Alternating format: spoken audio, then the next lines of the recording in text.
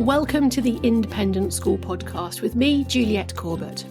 As an executive coach, I guide senior leaders in the world of education to find their strategic focus, empower their teams and regain control over their time, helping them go from exhausted to strategic. On this podcast, I share the ideas and tips that I've developed over the years to help the leaders that I've worked with one-to-one, so I can help you to focus on your priorities and achieve your goals with confidence and with ease.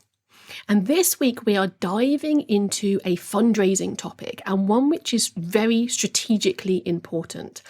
And that is how we encourage the governors or trustees and the leadership of our schools to give to fundraising projects. This is a question that I come across quite frequently, often from directors of development, so heads of fundraising within schools, who want to encourage the really senior people within their school to give, and who are coming up against resistance. Now, that resistance often takes the form of governors or trustees saying, we give a lot of our time, we do that for free, and therefore we shouldn't be expected to give financially to a fundraising appeal.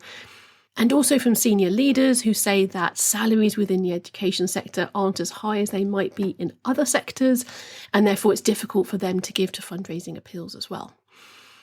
This is really interesting and important topic, and it's interesting to me because it's really different in different countries. So in the US, there has been a very strong culture historically of fundraising within education, and of that fundraising being led by the example of the trustees or governors and the senior leaders within those schools, and that extends within the whole of the education sector. So whether that's colleges, universities, and so on, it's really understood that those volunteer leaders and professional leaders will give to the fundraising projects because it sets an example, it creates a role model for others to follow, and it signals their strategic commitment to these projects.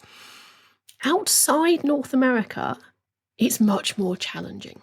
And I've seen this firsthand within the UK and within Australia, as well as conversations with the people within South Africa. And I suspect that it extends far beyond those countries as well, where there's a real challenge in helping governors and senior leaders to understand why fundraisers are asking them to contribute to fundraising projects within the schools. So in this particular episode, I want to do it in two parts. The bulk of what I'm going to be doing is talking directly to governors and senior leaders who might be listening. And indeed, some of you may have been sent this episode by your director of development to have a listen, in which case that's fantastic. Let's kind of take it from your perspective, and I'm going to share why I think it's important that you give. And then towards the end of the episode, I'm going to switch tack and I'm going to talk directly to the fundraisers. The ideas that I have of what you could be doing to encourage governors and senior leaders to give. So what I'm going to be doing is referring to the IDPE Benchmarking report from 2022. And this was produced by a fundraising consultancy called Gifted Philanthropy. And absolutely full credit must go to Gifted Philanthropy, because I'm going to be reading out a little bit of a section from the report that was written initially by the staff at Gifted, and then obviously approved by IDPE. And it really says it better than I could ever say it as to why this is so important. So, rustling pages aside, I'm going to bring out my very valued benchmarking report next to me. And it's on page 35, if you want to read along, if you have this at home. And it's a section entitled, Governors Need to Lead by Example. So here we go. In American fundraising, leadership given is seen as absolutely essential. There are, of course, greater sensitivities about philanthropy here in the UK, and many school governors, like many UK charity trustees, will state that they have given their time. However, there is a fundamental principle at stake here. Governors are seen as having ultimate responsibility. If they have determined that fundraising is necessary, they should not expect others to give if they themselves have not. This can be misunderstood to mean that they must always make large gifts. The truth is that it is the collective gift that it ultimately carries the greatest weight. A prospect is far more likely to ask whether all members of a board have given rather than how much any individual has. If a head or senior development professional can answer truthfully that all board members have given, that is usually sufficient motivation for a prospect to follow the board's example. It is recognised that the recruitment of governors at state schools is less flexible than within the independent sector. For this reason, whilst we strongly recommend the principle of leadership giving, we also recommend that this should be less of a hard and fast rule within the state sector. End quote. So absolutely all credit to Gifted Philanthropy, their website www.giftedphilanthropy.com, and I'll also put a link to the benchmarking report in the episode notes so that you can go ahead and buy that as well. But I think that puts it really succinctly that we know that governors need to lead by example. I think it's fairly accepted that prospects, so prospective donors, possible donors, want to know that governors and senior leadership within a school really believe in the project that they're fundraising for. And that therefore, what the directors of development believe is that the best way to say, we have the support of all of our governors and senior leadership, this is a genuinely top priority strategic project for us, the best way to articulate that is to say that all of those people have given. Now, in my experience, it really doesn't matter what level they're giving at. It could be a very, very small gift. I mean, it could be a gift of £25 a year, something really small, which hopefully most of your governors and senior leaders wouldn't really notice as being a gift that they're making, that's coming out of their pocket. Ideally, it's a little bit more than that. Ideally, you want people, at least a selection of people within the governors and within the senior leadership team, to give it a higher level. And the way that I often explain that is, let's say this is in the top 2 or 3 of charity donations you make this year. So given how generous you're being to other charities, let's make the ask that actually the school's fundraising project, whatever it might be a bursaries campaign, it might be a building capital campaign project, school partnerships project, whatever it is, could we say that this school fundraising project is one of the top 2 or 3 charities that you are supporting this year? That's the kind of level that we're talking about. And every now and again, it's possible that a governor in particular might give it substantially higher levels than that and give a major gift as well, which is absolutely fantastic. But it's not about the amount. It's about the fact that there's a participation rate of preferably 100%. So 100% of governors and senior leadership team giving something on an annual basis to the fundraising projects that are being showcased by the school. And I suppose the final thing I want to say to governors and senior leaders, if you're still not convinced, let's flip it the other way around. Let's imagine that your director of development or your head is in a meeting with a potential donor. Let's imagine they're having a lovely chat. They're sitting by the fireside. They're talking about all things to do with the school. We've gone through the kind of the nostalgia of memories of the school. We've gone through all of the different good news stories that have come out, whether that's sporting or academic.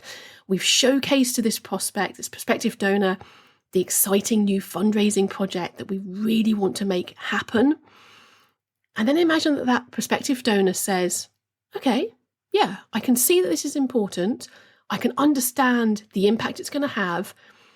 How many of your trustees, your governors and your senior leaders are giving to this? Because I'm assuming that they also see the importance of this project.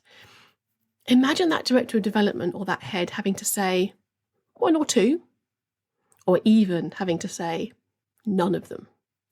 Imagine the signal that sends to that prospective donor. They may have been on the cusp of agreeing to a 6 or 7 figure gift, and then their just confidence is just massively deflated by this information that only 1 or 2 governors and senior leaders are also putting their hands in their pocket to give to this project. You can see how that doesn't send the right signal. You can see how it doesn't showcase or role model the confidence or the trust that the governors and the senior leaders have in believing that this project is really important. And then it leads to all sorts of other niggling questions like, well, if they're not giving, is it because it's not that important to the school? It's a bit of a vanity project. It's a building which is a nice to have rather than an essential part of what we're doing.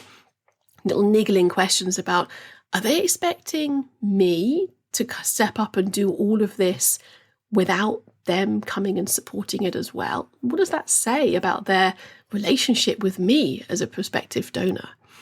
Leads to all sorts of difficult questions down the track. And at the end of the day, decreases the chance of a gift and certainly decreases the chance of a big gift. So it might mean that someone gives still, but they give at a lower level. So I really want you to think about, if you're a governor or a senior leader of a school, what can you do to make direct contact with your director of development or your chief fundraiser at your school to say, how can we help you by making, even if it's just a small gift or an annual direct debit, how can we help by supporting this project as well? Okay, I'm going to switch tack slightly. I'm going to talk to the fundraisers who are listening now. Obviously, the first advice that I'm going to give you is you can use the same messages that I've used here to communicate to your governors and to your senior leaders why it's really important that we think that they should give to the fundraising project. Indeed, please do send them a link to this episode of the podcast and they can listen for themselves. That's the obvious piece of advice. What else can you do to encourage them to give? Firstly, it's really advisable to get the head or the chair of governors and the chair of governors on board first. So having a one-to-one conversation with each of them, explaining why it's important, getting their permission to ask the board or the senior leadership team, and getting them to actually make a gift themselves to start the ball rolling. Once you've spoken to the head of the chair, it's fine and it's a good idea to mention this in a governor's meeting or a senior leadership team meeting, but that's unlikely to actually result in any donations. Normally, when you ask it that way in a meeting to a group, everybody ends up thinking, yes, 100% agree, everyone else should make a donation, but that doesn't apply to me. They won't necessarily be able to rationalise it with anything particularly rational, but they won't see it as a direct ask to them. So you can absolutely pave the way by mentioning it in a meeting, but what's much more effective is talking to every single one of those governors and senior leadership team one-to-one. Find out what their personal connection to the project might be. What is it that they, as prospective donors, are really passionate about? How can you connect the project to that passion? And when you're talking to them one-to-one, don't talk about giving totals, because that's just not what's important. Talk about you wanting to increase the participation rate. So how many or what percentage of the governors or senior leadership team have given so far, and what's your goal for this year in terms of that participation rate going up. But finally, I sort of hesitated including this one because I know that there might be some governors and senior leaders still listening, but my final message to fundraisers is, yes, this is important, but don't waste too much time or energy on it. Sometimes I come across fundraisers who are actually kind of blaming themselves because they haven't managed to get their governors and senior leaders to give, and they haven't necessarily realised this is a sector-wide issue. So don't take the world on your shoulders. You won't necessarily be able to fix this problem within your school. Don't dedicate huge amounts of time and energy to it because it's important, but at the end of the day, if those people aren't going to give, move on. Talk to other people, talk to other major gift prospects, and carry on regardless. Make it sort of an annual thing that you spend a bit of time trying. It's not worth more than a little bit of time each year and it's certainly not worth fracturing any relationships that you've built with these really important internal stakeholders over the fact that they should be giving. Okay, I hope that's been helpful. I would love to hear your thoughts about this. I come across this frequently. What is it that you've tried? Have you been successful? Are there any other mechanisms or tactics that you'd like to share that I can then share with the rest of the podcast audience? Just get in touch with me. Send me an email. Let me know. All of my contact details are in the episode notes.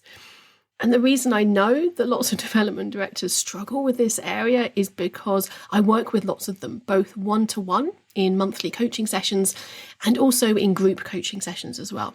So if you'd be interested in hearing a little bit more about what that might look like and what space I've got available at the moment, then just drop me an email as well. Do share this episode with a friend or a colleague if it's been helpful, and you can sign up to my mailing list. And again, the link is in the episode notes, and you'll get an email each Thursday morning about the podcast episode that's coming out that week. Thank you for spending this time with me. I love sharing my passion for strategy and fundraising within the school sector. And don't forget that if you want to be thinking strategically, all of us need to create the space to breathe, the time to learn, and the courage to adapt. That's it for me this time. Have a strategic week. Bye-bye then.